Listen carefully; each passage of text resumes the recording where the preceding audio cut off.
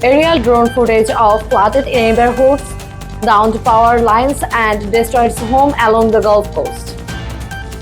Hurricane Beryl has moved on, but the devastation it left behind is tragic. With over 15 billion in estimated damage, tens of thousands without power, and entire communities underwater, the Gulf Coast is now in full recovery mode. From Texas to Louisiana, the race is on the rebuild homes, restore power, and get basic services back online. This is reshaping up to be one of the most coastline storms in USA history, and the recovery is only just beginning. This is the footage of Beryl making landfall whilst gusts ripping through towns, emergency crews at work.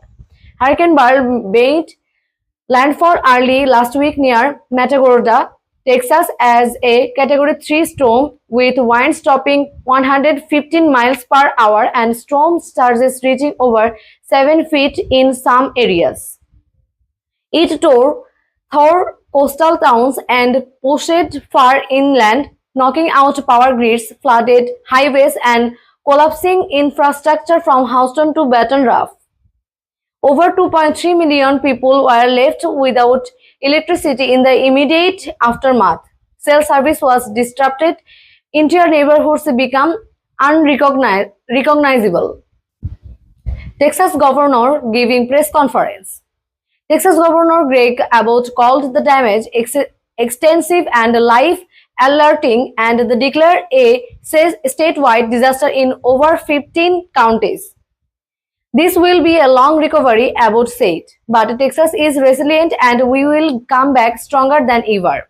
FEMA trucks arriving, volunteers handing out supplies, flooded home.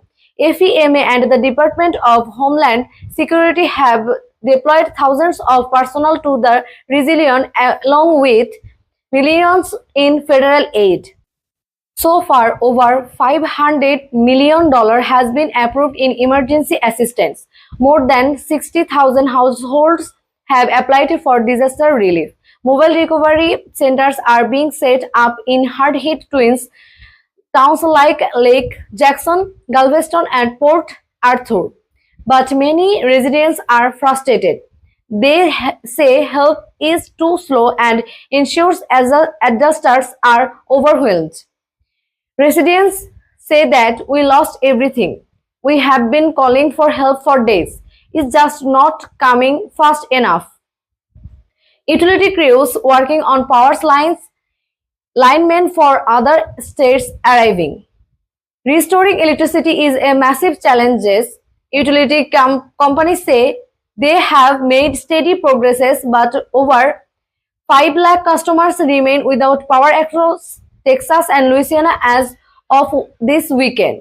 Crews from far Ohio and Georgia have arrived to assist, but full restoration could still take several more days, especially in rural and heavily flooded areas. Families sheltering in school gyms and Red Cross tents.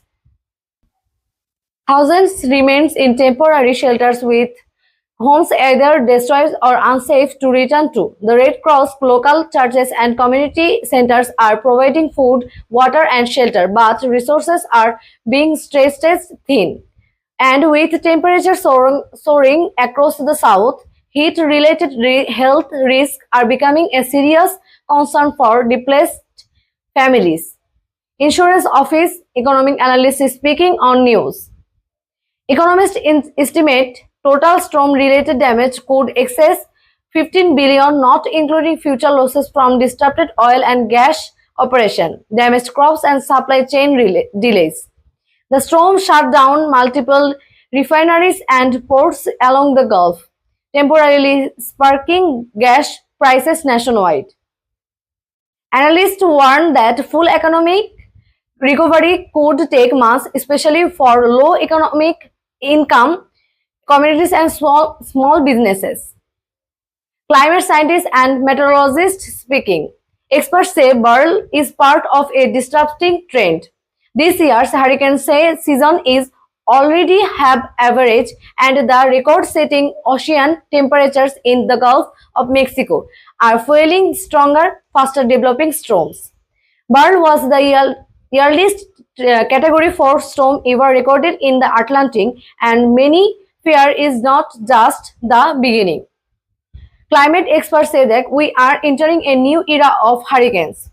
Warmer water means bigger storms and less time to prepare. Community cleanup efforts, children playing, and debris hopeful rebuilds. Despite the devastation, the spirit of recovery is strong. Neighbors are helping neighbors, volunteers are arriving in droves, and across the Gulf Coast, people are rolling up their shields and rebuilding. One home, one street, and one town at a time. But the road ahead is long, and as hurricane season continues, the stakes could not be higher. For ways to help or donate, visit FEMA, government or Red Cross organization.